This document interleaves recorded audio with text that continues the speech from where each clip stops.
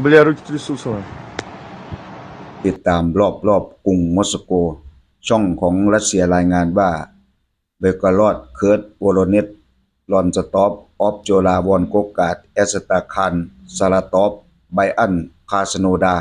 กินหลายพื้นที่พี่น้องที่ฝั่งของรัสเซียรายงานรวมทั้งสถานที่ตรงนี้คือรอบกรุงมอสโกยังไม่ยืนยันอย่างเป็นทางการว่าสถานที่ตรงนี้มันคืออะไรเป็นกามิกาเซ่บินเข้าไปโจมตีหรือว่ามันระเบิดเองโดยอัตโนมัติซึ่งประชาชนพลเรือนฝั่งรัสเซียจะนำคลิปวิดีโอออกมาเผยแพร่นี่